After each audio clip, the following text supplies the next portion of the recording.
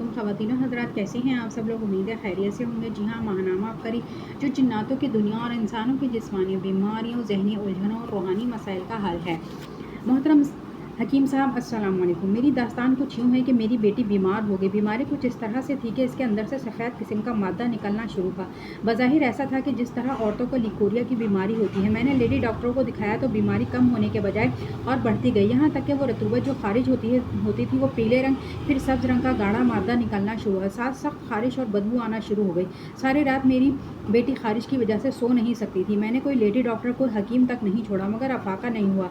मेरी बेटी सिवाय दूध के कोई चीज़ नहीं खा सकती। गोश्त, छोटा मोटा कीमा, कोई भी चीज़ ताकत वाली खा ले तो बीमारी और बढ़ जाती। चिड़चिड़ी सी हो गई थी, सूख कर कांटा बन गई। बाल इतने लंबे थे वो भी सारे उतर गए। सारे जिस्म और मुंह पर दाने निकलना शुरू हो गए। फिर यह हुआ कि मैं आज से 3 साल पहले मंडी बहुदीन गई तो मुझे अबकरी रिसाला मिला। वो मेरे लिए अल्लाह की रहमत बनकर मेरी और मेरी बेटी की ज़िंदगी में आया। मैं जूँ जूँ अबकरी पढ़ती गई, नमाज की तरफ, जिक्र की तरफ, कुरान की तरफ बढ़ने लगी। मैंने अबकरी के वज़ाइफ पढ़ना शुरू किए। जब मैंने जिन्नात का पैदाइशी दोस्त पढ़ना शुरू किया तो मेरी आंखें खुल गईं और मुझे शक होने लगा जैसे मेरी बेटी पर जादू है। मैंने इसमें से पढ़कर या कहारू का अमल किया जो पानी में पाँव रखकर करने वाला था। सुबह शाम शुरू कर दिया। फिर तो मेरे घर में जो जादू जिन्नात थे भपर गए। इन्होंने मेरे ऊपर दोनों बेटियों जिनमें एक हाफ़िज़ा कुरान थी पर भी जादू कर दिया। मेरे घर में 100 साल के बुजुर्ग मेरी सास हैं, इनको भी तंग करना शुरू कर दिया। यानी इनको रात को मारते थे।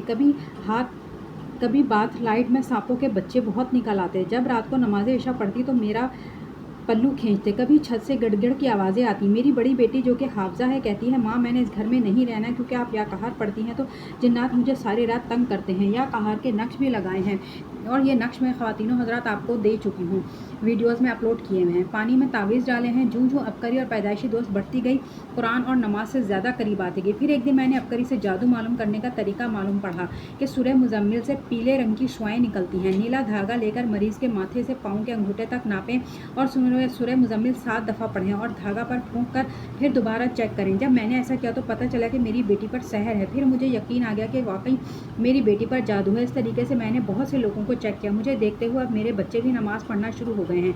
मैंने कुछ दिन पहले अज़ान और रफ़ा हसिब्तुम का अमल शुरू किया और साथ हर घंटा बाद रूहानी गौसल भी कर रही हूँ।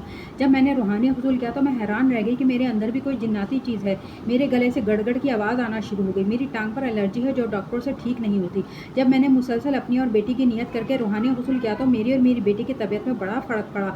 मेरी बेटी के अंदर से जो रतूबत निकलती थी वो या कहार, रूहानी गौसल और अज़ान और रफ़ा हसिब्तुम के अमल से रुक गई और उसकी तकलीफ़ ख़त्म हो गई। एक अमल और किया जो कि दर्जाल है। हुज़ूर नबी करीम सल्लल्लाहु अलैहि वसल्लम का इरशाद पाक है कि जो शख्स बारिश का पानी लेकर इस पर सूरह फातिहा 70 मरतबा, आयतल कुर्सी 70 मरतबा, सूरह इखलास 70 मरतबा और मौज़तैन सूरह फलक और सूरह नास 70 मरतबा पढ़कर दम करे तो आप सल्लल्लाहु अलैहि वसल्लम ने कसम खाकर इरशाद फरमाया कि हज़रत जिब्राईल अलैहिस्सलाम मेरे पास तशरीफ़ लाए, मुझे खबर दी कि जो शख्स ये पानी 7 रोज़ मुतवातर पिएगा अल्लाह रब्बुल इज़्ज़त इसके जिस्म से हर बीमारी को दूर फरमा देंगे, हत्ता कि इसके गोश्त पोस्त और इसकी हड्डियों बल्कि तमाम आज़ा से बीमारियाँ निकाल देंगे और इसे सेहत व आफ़ियत अता करेंगे।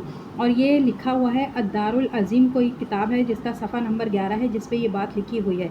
ये दर्ज बाला अमल किया और आप सल्लल्लाहु अलैहि वसल्लम का तहदीदी नामा मुबारक हर कमरे में लगाया और अपनी बेटी को जब 2 दिन सुबह के वक्त बारिश वाला पानी पिलाया तो दूसरे दिन में किसी का फ़ोन सुन रही थी तो मेरी बेटी कहने लगी, अम्मी वो देखें ये कोई चीज़ है, बंदर की शक्ल की उड़ रही है।